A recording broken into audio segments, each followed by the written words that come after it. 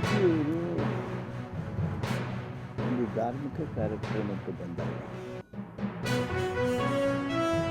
ಬೆಂಗಳೂರಲ್ಲಿ ಅವರು ಆಗಿರುವ ರಾಜಕೀಯ ಹುಡುಗಾಟಿಕೆಯ ಮಾತೇನಿದೆ ಅದು ತೀವ್ರ ಖಂಡನಾರ್ಹ.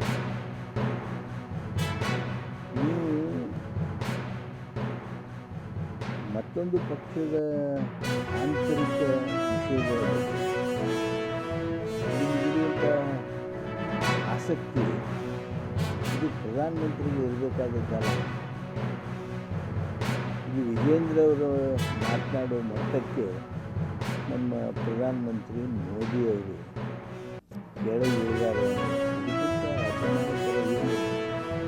ವಿಜೇಂದ್ರ ಅವರು ಬಿ ಜೆ ಪಿಯ ರಾಜ್ಯಾಧ್ಯಕ್ಷ, ಅವರು ಮಾತನಾಡಿ ಅವರು ನಮ್ಮ ಅಭಿಪ್ರಾಯಗಳನ್ನು. ಆದರೆ ಆ ಮಟ್ಟಕ್ಕೆ ದೇಶದ ಪ್ರಧಾನಮಂತ್ರಿ ಅಷ್ಟೇ ಗಾಬರಿ ಆಗಿದೆ ಸಿದ್ದರಾಮಯ್ಯನವ್ರ ಬಗ್ಗೆ. ನೀವು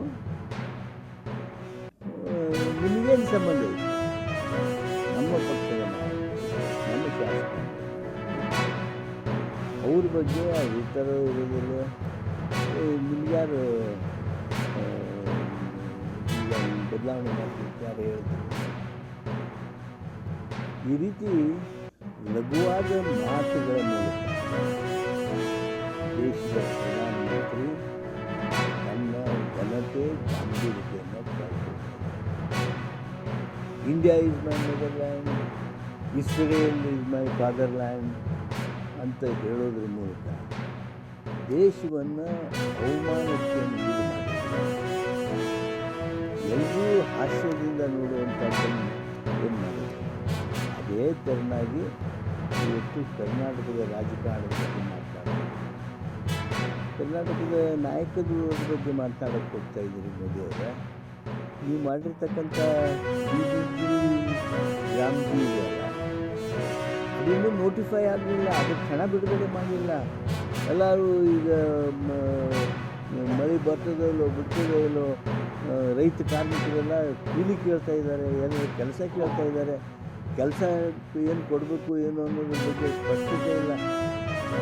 ನರೇಗಾನ ಒಂದು ಕಡೆ ಮುಚ್ಚಿಬಿಟ್ಟು ಮುಂದೆ ಏನು ಆಲ್ಟರ್ನೇಟಿವ್ ಪರ್ಯಾಯ ವ್ಯವಸ್ಥೆ ಏನಿಲ್ಲ.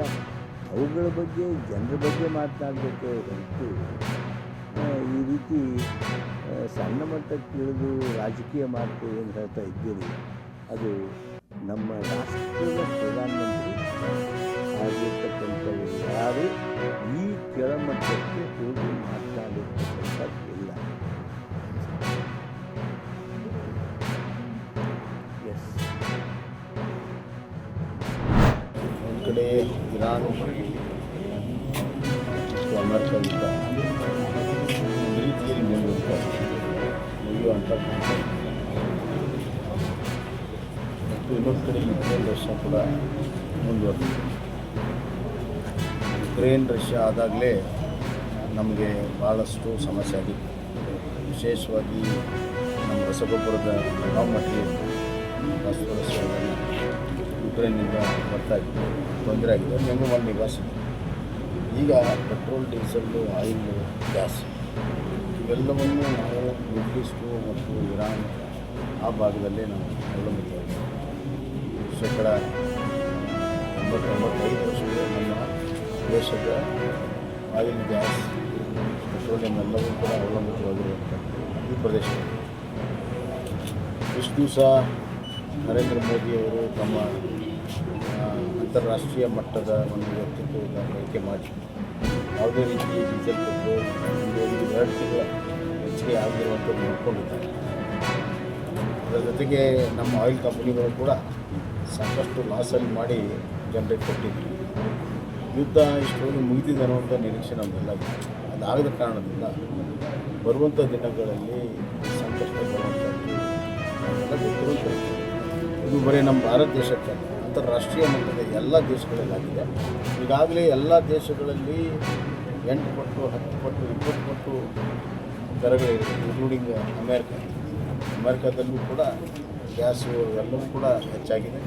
ಮತ್ತು ನಮ್ಮ ಸುತ್ತಿರುವಂಥ ದೇಶ ಅದು ಶ್ರೀಲಂಕಾ ಇರ್ಬೋದು, ಮಯನ್ಮಾರ್ ಇರ್ಬೋದು, ಪಾಕಿಸ್ತಾನ ಇರ್ಬೋದು, ಆ ಕಡೆ ಸಿಂಗಪೂರ್ ಇರ್ಬೋದು, ಮಲೇಷ್ಯಾ ಇರ್ಬೋದು, ಈ ಭಾಗದಲ್ಲಿ ಎಲ್ಲವೂ ಕೂಡ ರೇಟ್ ಹೆಚ್ಚಾಗಿದೆ. ಯುರೋಪಿಯನ್ ರಾಷ್ಟ್ರದಲ್ಲೂ ಕೂಡ ಹೆಚ್ಚಾಗಿದೆ.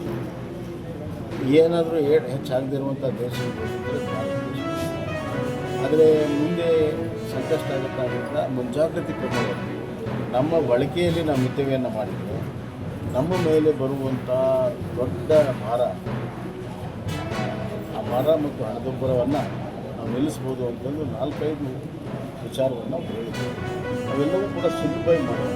ಬಂಗಾರ ಖರೀದಿ ಮಾಡಬೇಡ್ರಿ ಅನ್ನುವಂಥದ್ದು ಶ್ರೀಮಂತರು ಇರ್ಬೋದು, ಯಾರೇ ಅದೇ ಅತಿ ಹೆಚ್ಚು ಖರೀದಿ ಮಾಡೋದೇ ಶ್ರೀಮಂತರು. ಬಂಗಾರ ಖರೀದಿ ಮಾಡೋದ್ರಿಂದ ನಮ್ಮ ಫಾರಿನ್ ಎಕ್ಸ್ಚೇಂಜ್ ಬರ್ತದೆ. ಅದನ್ನು ಒಂದು ವರ್ಷ ನಿಲ್ಲಿಸಿದ್ರೆ ಏನು ಅಂಥದ್ದೇನು. ಮತ್ತು ಮಿತಿವ್ಯಯ ಬಳಕೆ ಪೆಟ್ರೋಲ್ ಡೀಸೆಲನ್ನು ಮಾಡಲೇಬೇಕು, ಅನಿವಾರ್ಯ. ಆಮೇಲೆ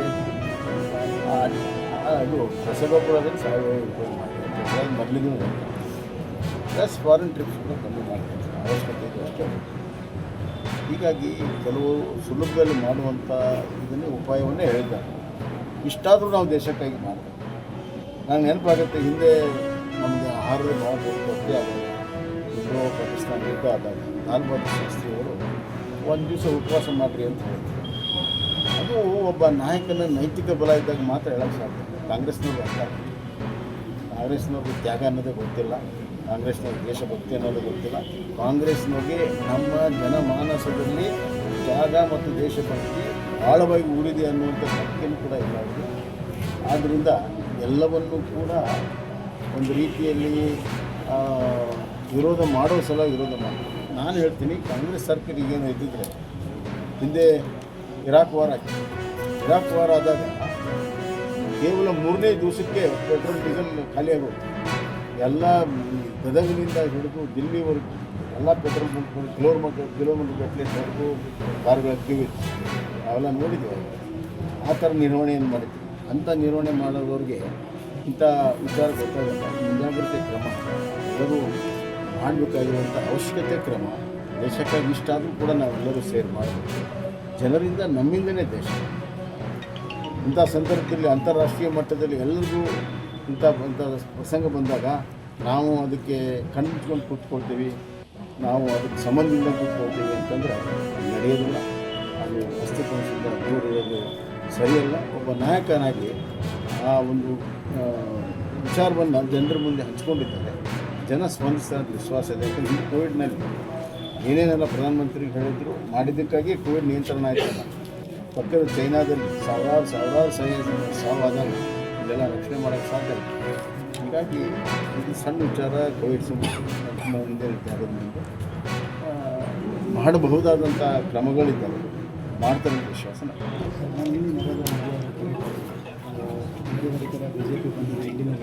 ಹೌದು, ಖಂಡಿತ. ಇಲ್ಲಿ ನೋಡ್ರಿ, ಬಂಗಾಳ ಅಂತ ಬೆಂಗಾಲಲ್ಲಿ ಆ ಕಷ್ಟದ ಪರಿಸ್ಥಿತಿ 2016ರಲ್ಲಿ ಮೂಡಿದ್ರು. 2021ಕ್ಕೆ 80 ಸುಮಾರು 80 ಸೀಟ್ ಆಗಿತ್ತು. ಈಗ ಅದು 2005 ಅಂಥ ಪರಿಸ್ಥಿತಿ. ಕರ್ನಾಟಕದಲ್ಲಿ BJPಯ ಬೇರು ಗಟ್ಟಿಯಾಗಿದ್ದಾರೆ, ಬಲವರ್ಧನೆ ಇದೆ. ಮತ್ತು ಇಲ್ಲಿ ಈಗಾಗಲೇ ನಾವು ಸರ್ಕಾರ ಮಾಡಿದ್ದಾಗಿದೆ. ಹಿಂದೆ ಯಡಿಯೂರಪ್ಪನ ನೇತೃತ್ವದಲ್ಲಿ ನಾವು ಸರ್ಕಾರ ಕೂಡ ಮಾಡಿದ್ದೇವೆ. ಖಂಡಿತವಾಗೂ ಈಗಿರುವಂಥ ಕಾಂಗ್ರೆಸ್ ಆಡಳಿತದ ವಿರುದ್ಧ ಜನ ಆಕ್ರೋಶ ಆಗ್ತದೆ. ಅದೇ ನನ್ನ ಅಭಿಮಾನೋತ್ಸವದಲ್ಲಿ ಸಾಕ್ಷಿ ಆಗಿದೆ. ಬರುವಂಥ ದಿನಗಳಲ್ಲಿ BJP ದಿನಗಳಲ್ಲಿ ಖಂಡಿತವಾಗೂ 2028ಕ್ಕೆ ಈ ರಾಜ್ಯದ ಆಡಳಿತ ಚುಕ್ಕಾಣಿಯನ್ನು BJP ಜನ ಕೊಡ್ತಾರೆ ವಿಶ್ವಾಸ.